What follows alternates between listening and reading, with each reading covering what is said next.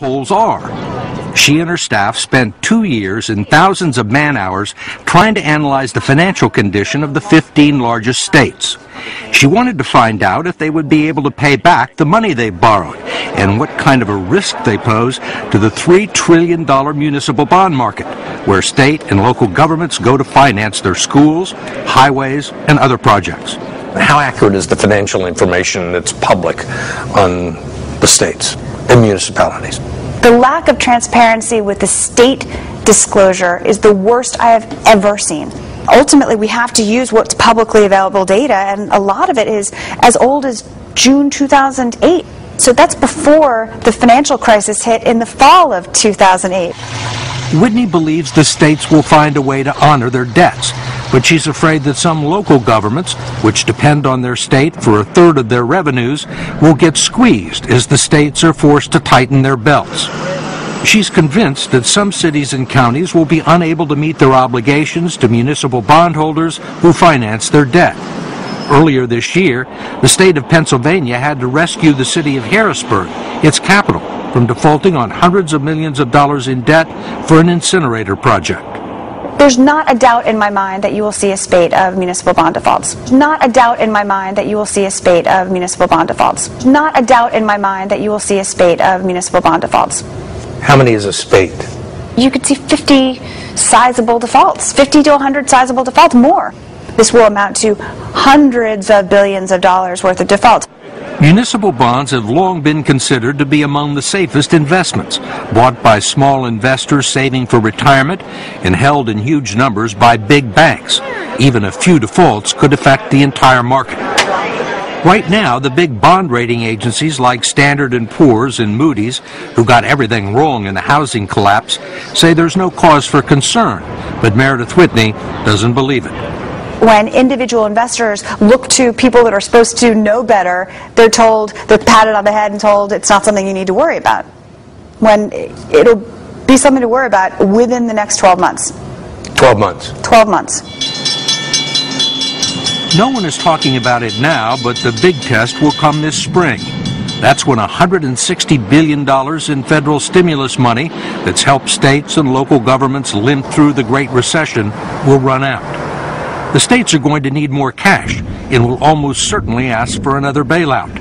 Only this time, there are no guarantees that Washington will ride to the rescue.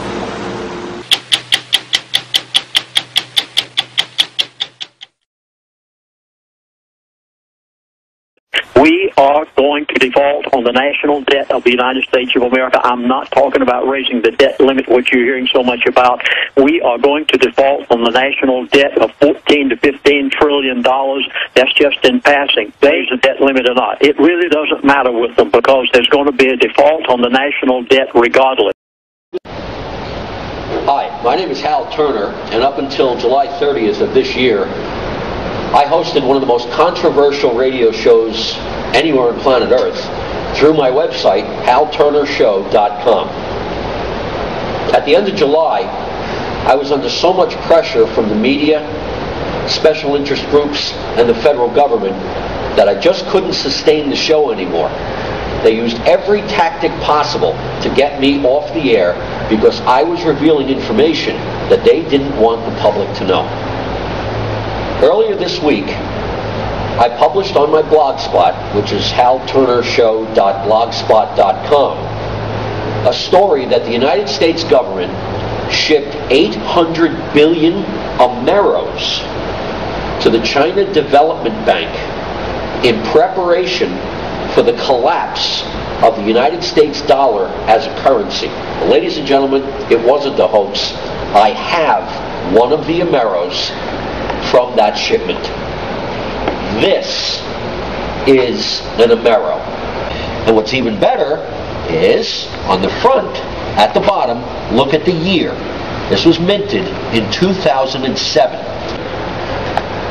Governments around the world now understand that the US dollar is going to become worthless. It's going to get exhausted as a currency. Plan on merging the United States with Canada and Mexico.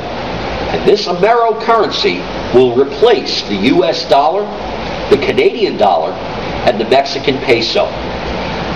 Let me explain to you what's going to happen, how the U.S. dollar is going to collapse. At some point, the amount of money that the United States of America owes and the interest charged on that money will be unserviceable. We will reach a point where there won't be enough money in the entire federal budget to just pay the interest on the money we've borrowed. On the day that that happens, the Treasury Secretary of the United States will declare a force majeure.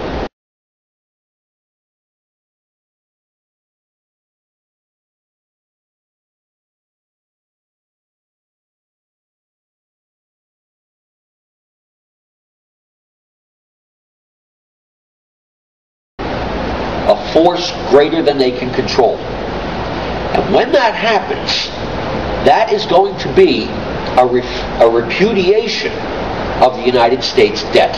And everybody around the world is going to try to dump their U.S. dollars. Within a matter of days, the U.S. dollar is going to be worthless because nobody around the world wants it. So any of us that have any assets in dollars, savings accounts, checking accounts, IRAs, 401ks, other types of pension plans, stocks, bonds, mutual funds, anything that's denominated in dollars will no longer be money. And a whole bunch of us will be instantly destitute, broke, busted. And we'll give you, 2 cents on the dollar for what you used to have. Ladies and gentlemen, what we have in the works here is the most elaborate robbery, the biggest incident of looting in the history of the world.